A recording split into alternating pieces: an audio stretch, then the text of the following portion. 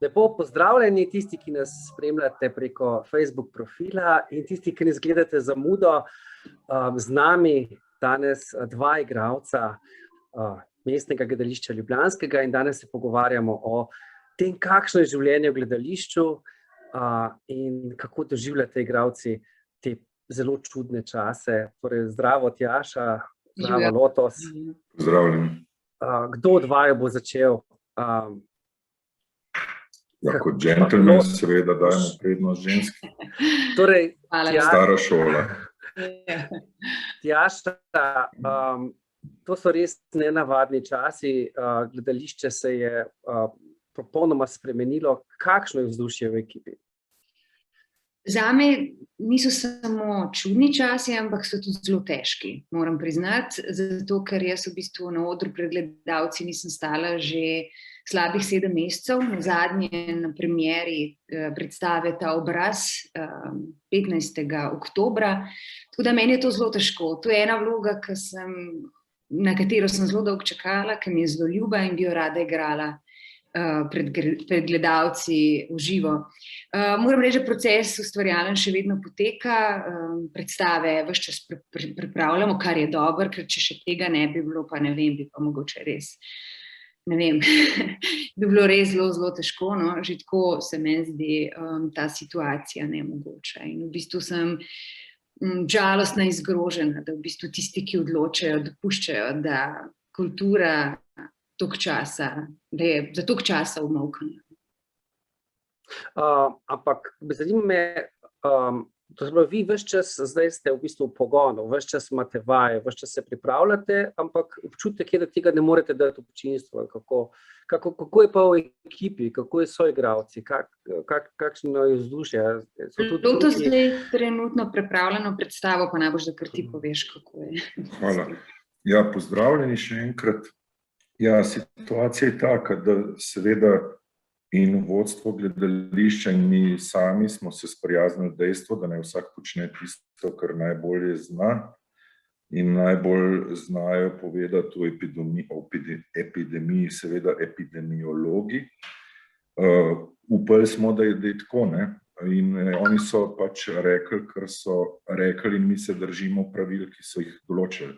Smo malo zbegani, ker ta stroka je razdvojena in smo tudi mi potem zbegani. Nekako smo se odločili, da lahko delamo predstave v tem času, ne glede na vse, ne glede na to, da je bila ena opcija, da gremo za ves ta čas na čakanje. Jaz osebno in tudi v ekipah 2 premiere, mislim, ena premiera je za mano v tem času, ena se pa pripravlja. Si v končni fazi takrat, ko ti nekaj vzamejo, te porinejo v položaj, da moraš biti na koncu samo srečen, da lahko sploh stopiš v gledališče. Pol si srečen, da lahko kar predstavo delaš in pol si srečen, kako ga srečaš, da ti ni treba biti doma samo in se držati vseh teh rigoroznih predpisov, ki so nam bili pač predstavljeni kot nujni. In zato smo v položaju, da je delo, poleg tega seveda, da nekako vzdržujemo kondicijo svojega poklica, se pravi, da negujemo svoj ceh in veščine, ki so za to potrebne, da svoj ceh lahko nekako skrbimo za standarde. Je to trenutno smo v situaciji, da je to privilegij. In v bistvu je vsaka vaja, ne samo v socialnem smislu, ampak tudi v kreativnem, terapija. Tako da smo pristali na dejstvo, da smo blazno veseli, da lahko sploh vadimo. Čeprav gledališče brez gledalcev ni gledališče. Težko je, ker v končni fazi tudi vsi treningi, pa vse, kar smo se potrudili in vse, kar smo v najbolji moči in v najboljši veri naredili, zato da nekako vsem ljudem predstavimo, da smo tukaj, da delamo in da ne moremo brez tega, je seveda gledališče po moji presoji medij, ki ne bo nikoli izumrl, predvsem zato, ker te bližine oziroma tega medprostora med nastopajočim, med gledalcem, igralcem, auditorijem, odrom ne more posnet niti zamenjati noben drug medij. In tega medprostora smo željni tako mi, kot sem prepričan mnogo ljudi, ker je res, da žal je, pa ne samo pod to vlado, pod kakšno je odnos do kulture zelo mačehovski, ker jo vidijo kot neko neprofitabilno stvar, ampak mislim, da o skrivnosti in o hrani, ki jo človek dobi, ko vstopi v gledališče, kjer ni samo 1+1 in se pravi, kje je kaj cenejše, pa kje se kaj splača, ampak je samo ena sama skrivnost in neke tančice, ki odpirajo meje brezmejnega. In to je mogoče včasih tudi veliko več in za tiste, ki hodijo v gledališče, več kot marsikatera konkretna stvar, ki daje mogoče neka hitna zadovoljstva. Tako da mi smo začutili, septembra smo igrali, smo imeli možnost sicer po vseh standardih, katere zdaj, ne vem zakaj so se spremenili, smo v predverju Križem odigrali 10 predstav Cankarja v upoštevanju, se pravi, teh standardov, da je bilo 1,5 metra ali 2 celo med vsakim gledalcem. In takrat se je čutilo, kakšna hvaležnost in kakšna potreba je bila in nas, da jim to dajemo, in oni, da so končno vsaj približek gledališča doživeli in dobili. Zdaj pa nekaj, da nam preveč pego. Krasno si povedal o tem medprostoru, kjer gledališče v bistvu funkcionira med igralci in gledalci. Vse ta čas smo poskušali vse stvari praviti nekako na splet, ampak tega medprostora pa ne moremo ujeti na spletu. Jaz sem slišal, da so imeli nekatere gledališča tudi po spletu vaje, jaz si tega ne predstavljam. Kako je bilo pa to pri vas? Tjaša, boš ti odgovorila. Mi nismo imeli vaj. Vi ste vedno v živo. Če si imel ti Lotus zdaj, ko ste bili, ste imeli nekaj na Zoomu, mi tega nismo imeli. Lahko pa samo se še navežem naprej, ko ste vprašali, kakšna je pa atmosfera v gledališču. Mislim, da je še kljub vsemu dobra. Mi smo bili tudi, v bistvu smo delali ta zadnjo predstavo Slamnik z Diegom Debreja in nekako pa smo igralci takega duha, da znamo kljub vsemu, kljub temu, da vemo, da ne bomo igrali pred gledalci, ta ustvarjalni proces peljati tako, da je kreativen, da se imamo v redu, da v bistvu delujemo, kot da bo zares predstava zelo kmalu. Ne vem, nekako pri nas se je vzpostavil tak zelo dober občutek med vajami. Tako da tega ni manjkalo, kreativnosti in ustvarjalnosti. Ne vem pa, kako je vaja na Zoomu. Že zdaj se bolj težko tukaj znajdem, ker nimam vaju pred sabo. Ja, pri nas zdaj res je, pristali smo, ker ni bilo pač druge variante, na en teden vaj po Zoomu. In moram reči, da za tisti del vaj, ki so sama priprava, v kateri recimo temu v metafori polnemo bazen podatkov, to je razšlembena vaja, to so neke grobi orisi scenografij, se pravi, ko se javi scenograf, pove, kaj je mislil, kaj je razmišljal, ko je ustvarjal scenografijo, ko pove kostumograf, kaj razmišlja, ko je ustvarjal in naredil skice kostumov, ko pove vsak od ustvarjalcev, dramaturg naredi razšlembo, režiser predstavi nek osnoven koncept in takrat to je ta čas, ko pridemo igralci dosti nevedni in dobimo informacije, kjer se študij začne. In recimo, da v tem delu študija je to najmanjši hendikep, da ni bližine in dejansko so nam tiste vaje, smo jih izkoristili, kolikor se je dal, ampak to je bil, bomo rekli temu, teoretični del, ko igralec in cela ekipa nekako ustvari prvi občutek in dobi prvi okus oziroma neko asociacijo, kaj naj bi to, kam ta barka pluje, da recimo, kje je ta kurs, kamor gre. In seveda ustvarjalci, ki so že 2 leti je Matjaž Zupančič pripravljal to predstavo. Tudi Ira Rate je genialno dramaturško razčlembo naredila, tukaj je bila Bjanka Adžič-Ursulov, Prešernova nagrajenka kostumografija, ki še vedno nariše vsak kostum in ki še vedno pride z materialom in ti da občutek in začutiš, kaj to, že potem, kaj bo oblečen. Potem je Janja Korun, ki pove, scenografka, ki pove, kako to scenografija, kaj je misleno o teh prostorih igre. In to so ene take stvari, ker recimo, da se lahko preko Zooma sošle, ampak to pomeni, da en govori, drugi se pa spremenimo v uho, ne? In poslušamo in polnimo bazo podatkov, ki nam je potrebna za to, da se lahko spustimo, da skočimo v ta bazen, ki se mu reče bazen čustev, asociacij in kar naredi pol na koncu predstavo. Da smo vsi v istem bazenu. Ko vaju poslušam, prav čutim to veselje pri ustvarjanju, prav čutim to strast, ker očitno res ni nekako se spremenila, ni ugasnila, kljub temu, da ni igranja pred občinstvom.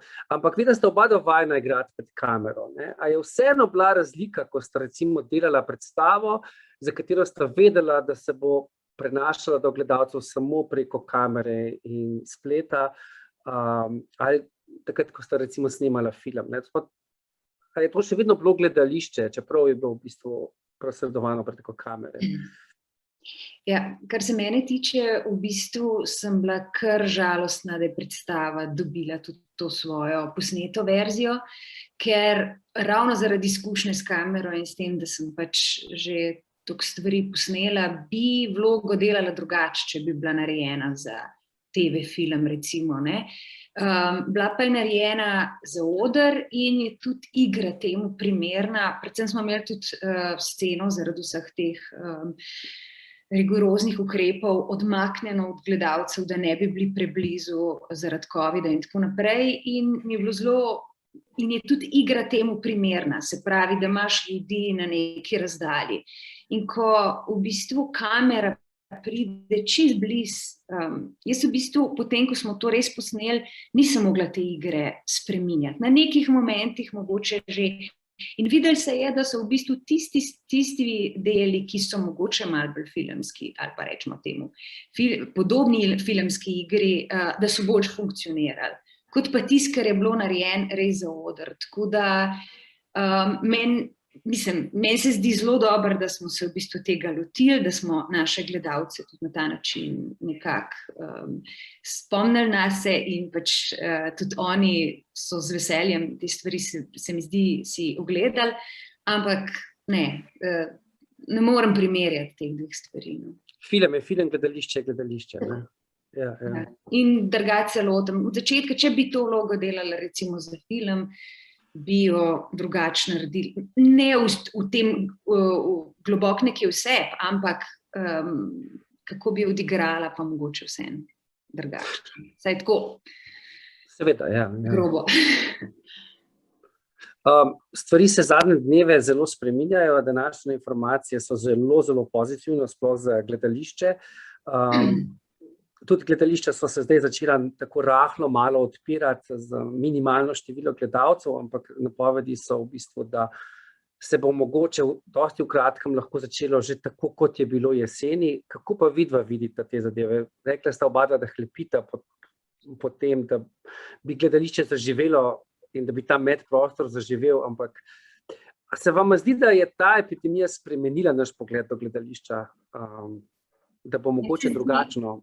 Meni se zdi najbolj narobe to, da so se vse stvari začele odpirati in da se gledališče odpira zadnje v bistvu. Kljub temu, da je tam veliko ljudi, meni se zdi, da videla sem ljudi na avtobusu, tam nima vsak 20 kvadratov. Saj prav, da avtobus je.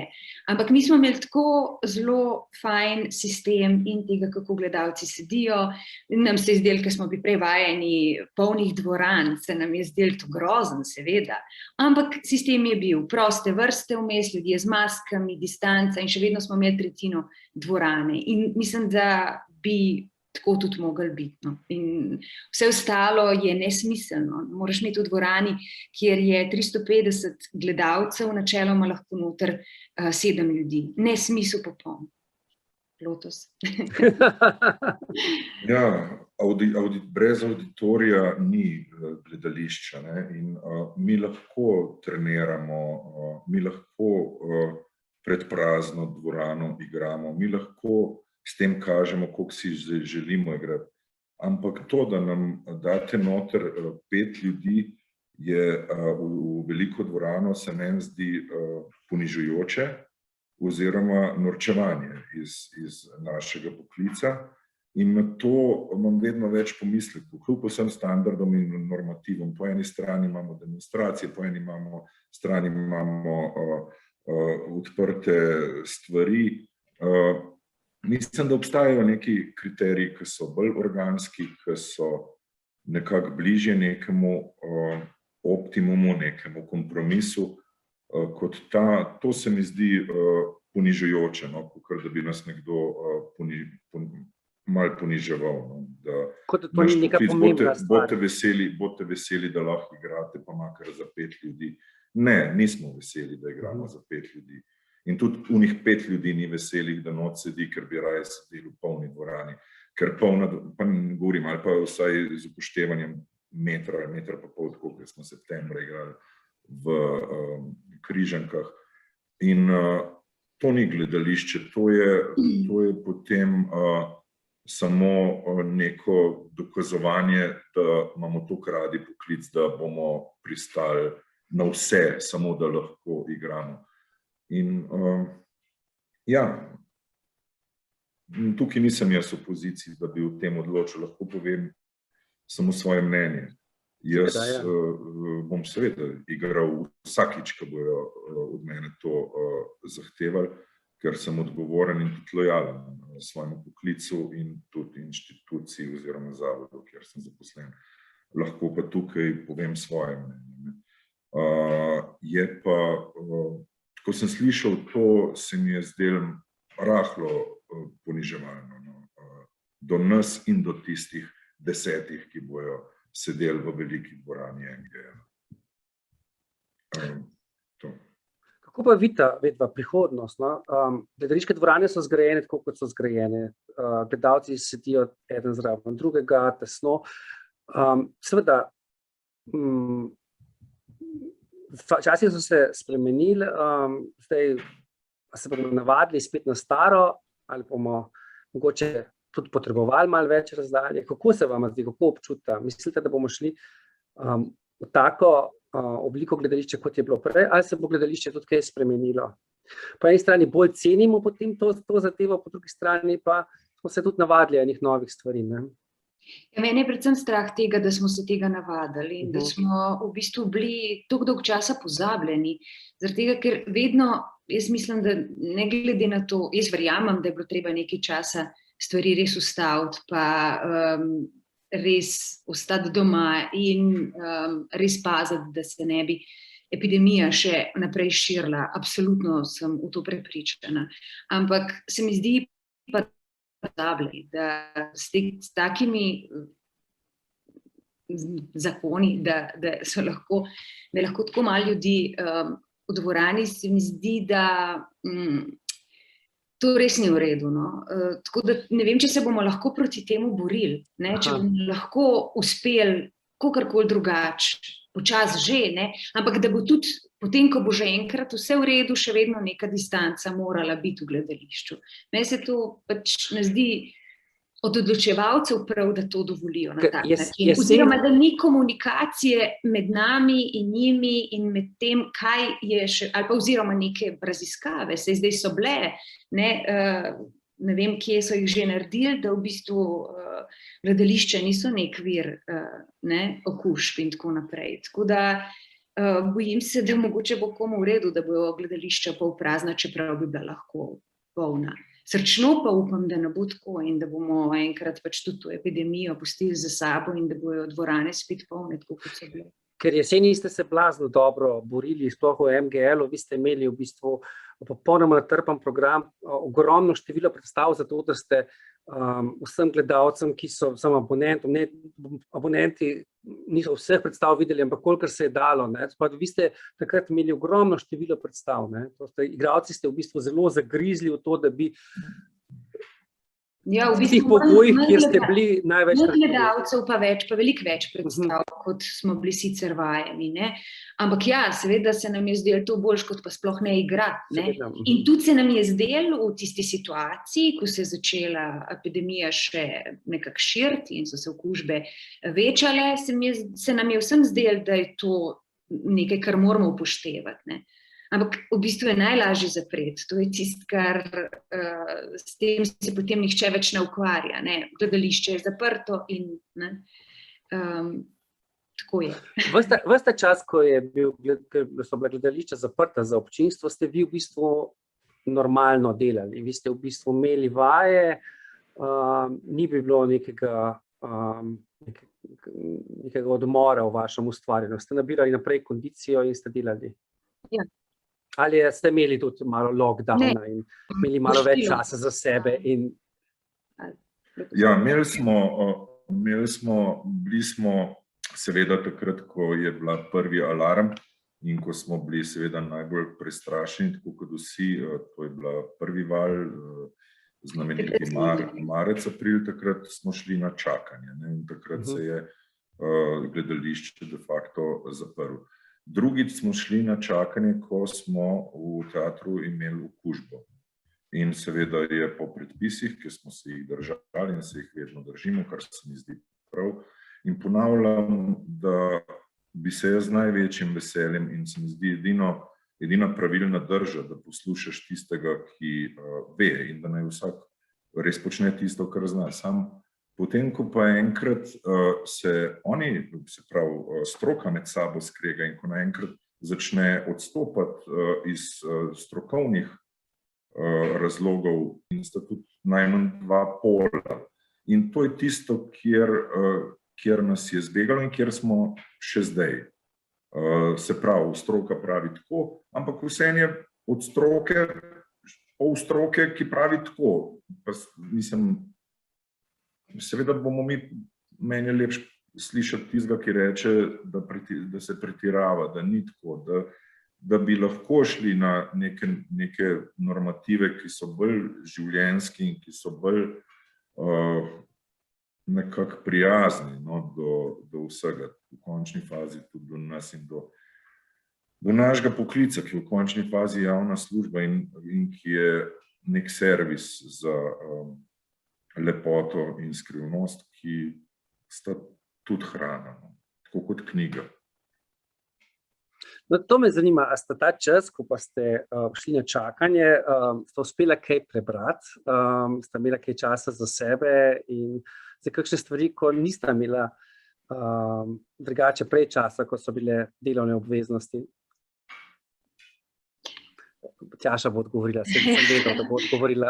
Ja, jaz v tem prvem lockdownu, ki je bil zares, takrat sem imela še več nekega elana za početi druge stvari, predvsem sem veliko časa preživela s svojim otrokom in meni je zelo blizu zdaj mladinska literatura.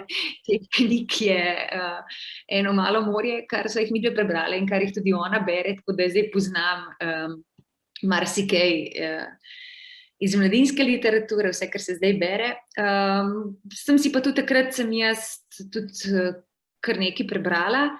Moram pa reči, da v tem času, po tej naši premieri, sem jaz imela potem nekaj časa prost čas. Morala bi v bistvu predstavo igrati vsak večer skoraj, zato ker smo imeli toliko abonmajev in toliko malo gledalcev, naj bi imeli recimo 1/3 v dvorani, takrat bi vsak dan igrala in jaz nisem.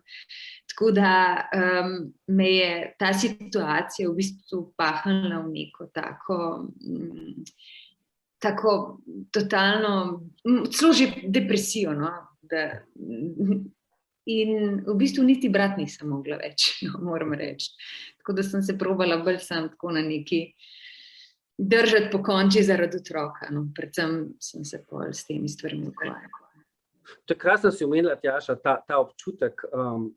Se vam zdi, da bo tudi v gledališču gledališču se je poznalo to, kar smo doživljali zdaj med temi lockdowni in kar doživljamo zdaj v tej zapovedani oddaljenosti eden do drugega. Jaz mislim, da je predvsem kultura in predvsem umetnost tista, ki nas lahko iz te teme, ki jo imamo zdaj, reši. Jaz mislim, da jim moramo dati prostora v vseh pogledih, od koncertov do opere, baleta, gledališča. Vse to v bistvu se mi zdi, da zdaj sodoben človek zaradi vsega, kar smo doživeli, tudi zelo nujno potrebuje. Tako kot je rekel Lotus, ne? Hrana za dušo, da se izvlečemo iz... In da to doživljamo skupaj, ne tako kot je Lotus čudovito. Ja. Ker tega malodušja in neke apatije je pač preveč. Lotus, izvoli. Ja, pomislil sem seveda na knjižnico in tudi tako kot je iti v gledališče obred, je tudi v knjižnico iti obred, ne? Ker sprehajati se med knjižnimi policami je drugače kot naročiti po računalniku knjigo in jo potem čakati in te tam čaka, ker v tem obredju, ko prideš v knjižnico in ko se sprehajaš med policami, se ti mogoče potuješ po svetovih, ne? Vsaka polica ima neko svojo zgodbo, neke svoje pokrajine, no, bomo rekli. In mislim, da je to tudi bila frustracija, no, sin pa partnerka sta hodila po te knjige, no. Jaz sem bil edino, kar se knjig tiče, sem strogo fokusiran, ker mi zgodbe in svetovi, v katere vstopam kot igralec, mi toliko veliko pomenijo, da si skozi sposojam oziroma iščem literaturo, ki je vezana na stvar, ki jo trenutno počnem. In lansko leto je bila iniciativa od naše direktorice, Barbare Hink-Samobor, da glede na čase, ki prihajajo in bližine na odru, naj začnemo razmišljati, mogoče, če kdo čuti potrebo o monodrami, se pravi, da bi nekako vsem poskušali neke formate iskati, najdeti, da bi preživeli in da bi lahko tudi ne glede na to, kakšne vse omejitve, bomo pa en po en hodili gor in bomo govorili, ampak bomo, ustavili se ne bomo in govorili bomo. No, takrat je bila pri meni asociacija, sta bila dva avtorja, en je bil Dostojevski, ki je večen, vsaj kar se mene tiče, drugi bolj vezan na to projekt monodrame, ki je zdaj, se bo tudi zgodila naslednje leto, je bil pa Hemingway. In kaj mi je naredil ta avtor, s katerim sem se čutil povezanega, mi je naredil to, da nisem začutil njegove proze, ampak sem začutil njega in sem sam začel pisati. In tako da, sem šel v drugo skrajnost, da je začel se bruhati ene stvari iz mene, ki jih nisem predvidel in bojo tudi nepredvideno dočekale luč sveta naslednjo sezono na Mali sceni Magaleje. To je čudovito slišati, ker recimo v Kranju, kjer organizirajo Teden slovenske drame, je vsako leto razpis za Grumovo nagrado in letos so pričakovali, da bo mnogo več novih dram poslano, da bo v tem času, ko so ljudje v bistvu doma, ko je lockdown, ko nekako je javno življenje zamrlo, da bodo ljudje imeli več časa in da bodo več napisali. Zgodilo se je ravno nasprotno. Prišlo je manj dram kot običajno, zaradi tega, ker so ljudje izgubili očitno neko motivacijo, izgubili so veselje in je fino slišati, no, to, da pa nekdo pa je našel tudi, oziroma tisti, ki so našli tukaj noter, pa tudi eno inspiracijo za novo ustvarjanje. Da dodam, no, mi je žal, to, kar sem napisal, sem prinesel v gledališče in odgovorni ljudje so to prebrali in ocenili, da je to vredno uprizoritve. Vsekakor pa takrat, ko sem pisal, nisem o nikakršni Grumovi nagradi razmišljal, niti o razpisu za kaj in me ignal čist nekaj drugega, da to pišem, tako da se upravičujem žiri, mogoče, da nisem poslal Žirija bo zasedala naslednje leto še enkrat, tako da nič ni prepozno. Ampak tako se mi zdi tak fin pokazatelj tega, kako je v bistvu ta lockdown vplival na ustvarjalce. V bistvu večinoma... Jih povsem razumem, no? Da v bistvu v tem času enostavno mogoče niso... Ker za neke stvari moraš biti tudi v neki dobri kondiciji oziroma v nekem dobrem stanju, verjetno, ne? Ta je bil pa tako poseben čas, oziroma še vedno na nek način je vedno manj, no, na srečo, bomo videli, kako bo, ampak da v bistvu razumem, da nekako je bila neka tesnoba, no, iz katere se mogoče ne da ustvarjati. Mogoče bo zdaj, po tem, ker se vse skupaj malo sprosti. Bo to navdih. MGS se v bistvu že kar nekaj časa zelo fokusirano, ali pa ne bom rekel fokusirano, resno ukvarja s sodobno dramatiko, tako tujo kot tudi slovensko sodobno dramatiko. Vidva to čutita pri svojem delu, da se pri tej dramatiki ukvarjamo z nekako sodobnejšimi temami, aktualnejšimi temami, z trenutnim položajem, našim življenjem. Čutita to? Ja, absolutno, ja. Ta zadnja drama, ki smo jo mi delali, ta obraz, je v bistvu zgodba mame in sina, zelo v bistvu na nek način aktualna, ker ona dva sta ves čas zaprta doma, ne? Sicer po svoji lastni izbiri, ne zaradi covida, ampak enostavno se med njima v bistvu en tak čuden, negativen odnos ustvari in mislim, da je to neka sodobna realnost za nekatere ljudi. Ki je ujela tudi ta čas. Ja. Tako da, to je bila ta moja zadnja, drugače mislim, da so na repertoarju je mnogo sodobnih dram in to zelo dobrih. Absolutno, mislim, tukaj se skoraj moram navezati, ker zadnja premiera, ki sem jo imel v MGL-ju, je bila predstava Tišina med nami, 3 slovenskih avtoric, Barbare Zemljič, Ize Strehar in Tjaše Mislej. Zelo dobra retrospektiva in zelo dober odsev časa, ki ga živimo, ki bi mu lahko rekli ljubezen v času osamljenosti, mogoče, ali pa bližina v času osamljenosti. In predstava je šla na streaming, odziv je bil dosti dober, ampak tema, ki smo jo pa obdelovali, je pa tako moderna in tako ažurirana na čas, ki ga živimo, da bi mi bilo v bistvu škoda, če ne bi šla ta predstava tudi pred občinstvo, ker kaže na to, na kaj vse smo pristali, na kaj smo pristali v imenu zadovoljitev nekih zelo primarnih potreb in človek v evoluciji, recimo, če začnemo tam nekih 500 let pred našim štetjem, ko so se rojevali ljudje, kot je Konfucij, Sokrat, Buda, pa kam je prišel v 2500 letih, mogoče lahko rečemo, da nedaleč.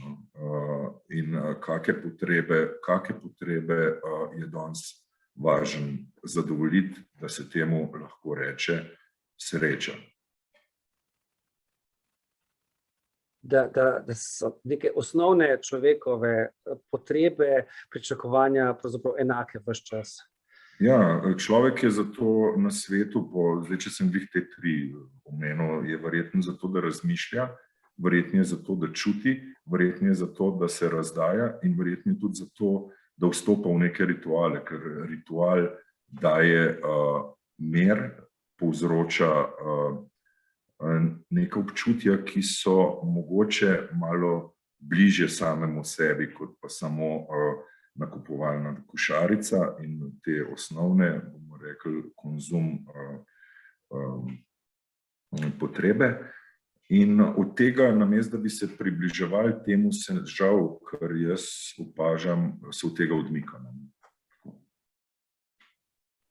Te drame, ki ste jih zdaj omenjala, in ti v bistvu občutki, nekateri se povezujejo z stvarmi, ki so že od nekdaj, nekateri so pa dosti aktualni, kot si ti, Tjaša, omenila prej. Ta občutek neke zaprtosti v odnosu. Kje stvari še opažate v teh sodobnih dramah, da so mogoče drugačne kot tudi recimo v nekih klasičnih dramah ali pa v dramah, ki ste jih igrali recimo pred 20 leti? Kaj so ti elementi sodobnosti? To me zanima. Mogoče bolj intimne zgodbe, da grejo globje v odnose med ljudmi, med moškim in žensko, med mamo in otrokom, da tle celo vrtajo noter, kar zagotovo prej niso. Ja, tudi trend, mislim, da gre v to smer in tudi ljudje več ne živijo več v svetu metafor in, bomo rekli, simbolov. Zato je tudi gledališče, pa zdaj, če grem iz evropskega, tudi proti nam, kjer so zastopniki že zelo jasni in jih je tudi stroka in ceh povzdignil, grejo v bolj dokumentarne forme. Se pravi, da je pristop bolj dokumentarističen in bolj neizprosen. Se pravi, da se ta prostor performativni, se pravi, ko se nečemu reče vloga igralec in maska igralec, da se to začne zmeri bolj brisati, ker ljudje enostavno ne verjamejo več performansu oziroma,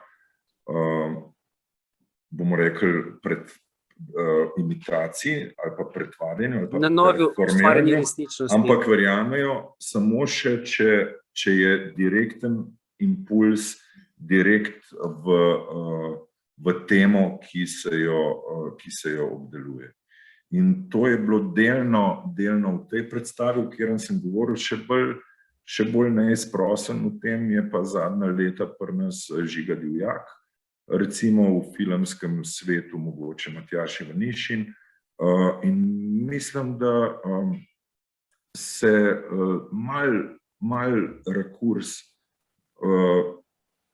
spreminja, no? Se pravi, kako se gledališče tudi odziva na to. Ampak še zmeri pa ljudje morajo priti in rabijo priti v živo to videti. In pri nas je to pa način, če po načinu govorim, posredovanja, bolj neizprosen, kot je bil. Se pravi, vedno manj je stilemov, vedno manj je, bomo rekli, teh žanrovskih ločnic in vse se fokusira v idejo, bistvo in temo, ki se jo podaja. Pa res, da imajo gledalci enako v bistvu radi eno tako družinsko dramo, kot sta bila recimo od Nejca Gazvode predstava, zdaj mi naslovi kar bežijo iz glave. Jazz? Prosim? Jazz?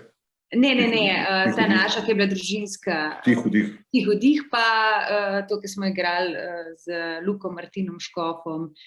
No, se vse. V glavnem, se pravi, ta res surovi družinski odnosi, hkrati imajo pa tudi radi Adamse, ki so v bistvu musical, ki imajo masko, ki so vrhunsko narejeni, odplesani, no, v tem smislu.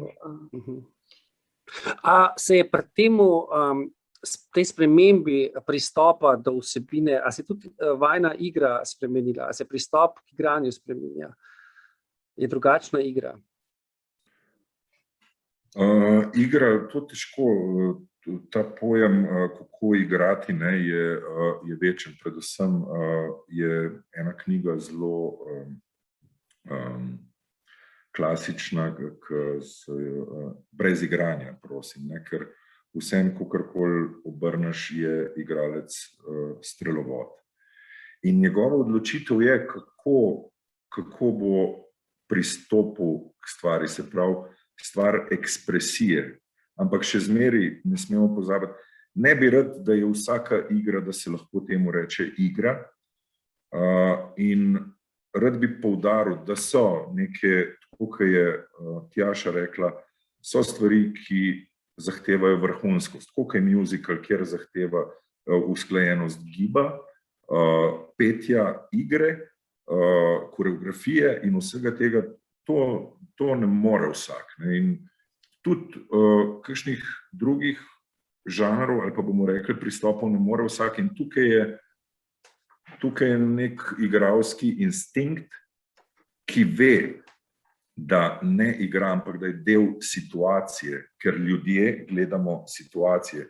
In bistvena razlika med igro in neigro je, ni smešen lik. Smešna je situacija, v kateri je lik, ki ga igraš. In recimo, da mi, ki se ukvarjamo s tem in ki to negujemo in ki smo imeli v končni fazi možnost, da vzdržujemo to igralsko kondicijo, smo sposobni oceniti situacijo, v katero smo porinjeni z likom, ki ga interpretiramo, igramo.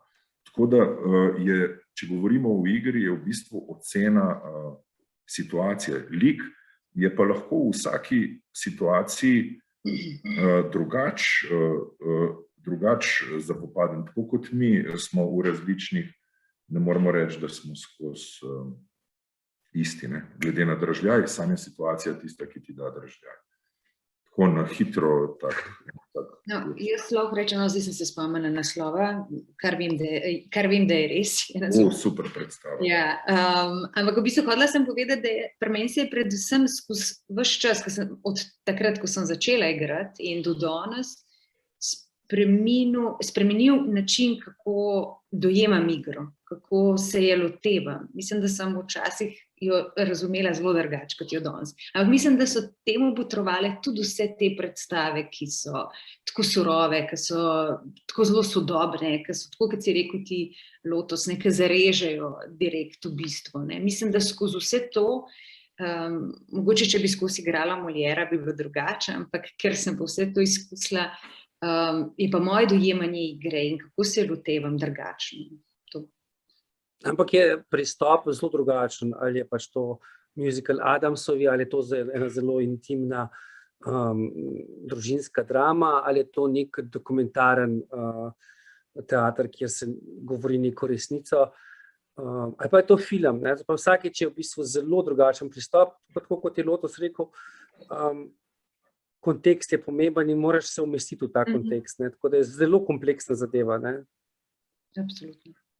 Obenem pa obvladati veščine, ki jih zahteva poklic. Tako kot vsak, ki sem jih prej naštel, ni gledališča brez vseh sodelavcev.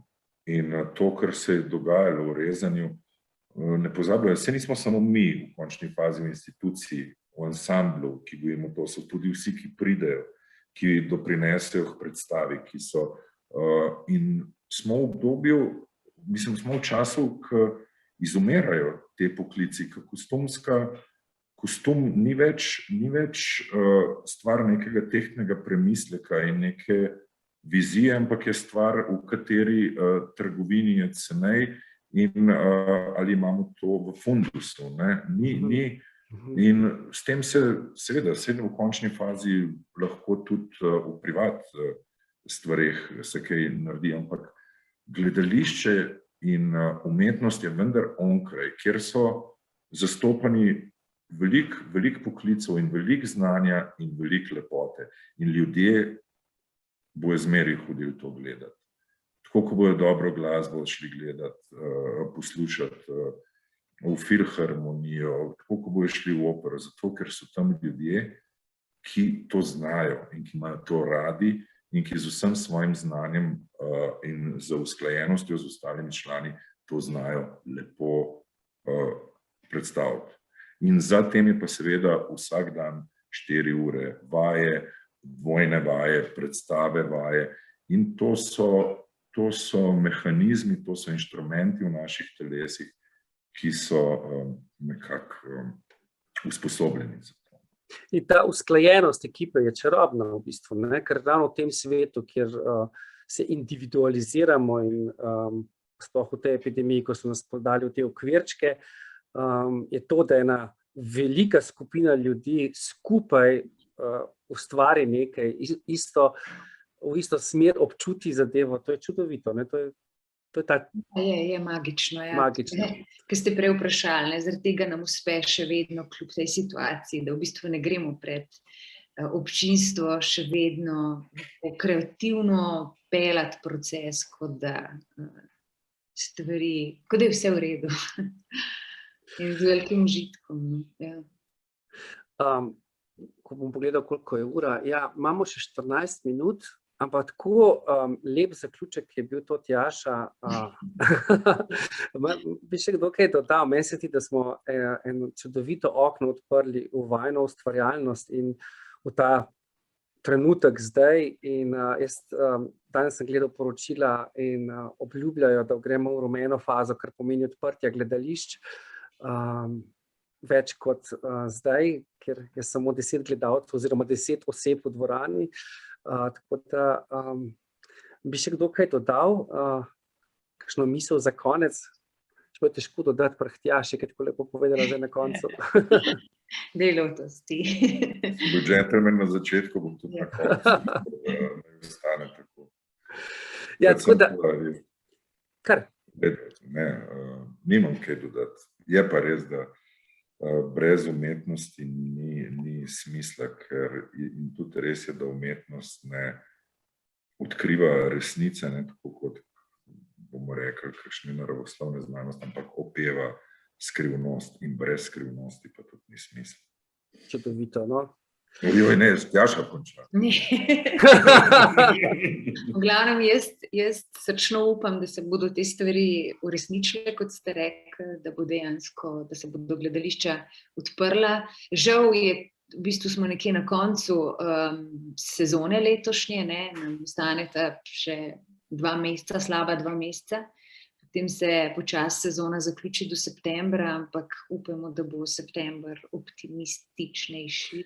Glede na to, kako smo drveli vsi v gledališča prejšnjega septembra, ko je bilo možno spet iti v gledališče, takrat za 1 mesec, se mi zdi, kakor jaz vem, ste pri vas bili ves čas razprodani, jaz globoko verjamem, da takoj, ko se bo spet odprla možnost, da skupaj doživljamo umetnost, da bomo vsi to zagrabili. In jaz vama tudi želim, da ponesete to dobro energijo, to strast do ustvarjanja, to strast do gledališča, tudi še naprej v živo do nas. In zelo hvala, ker ste se danes priklopila na ta pogovor. Hvala enako za ta pogovor.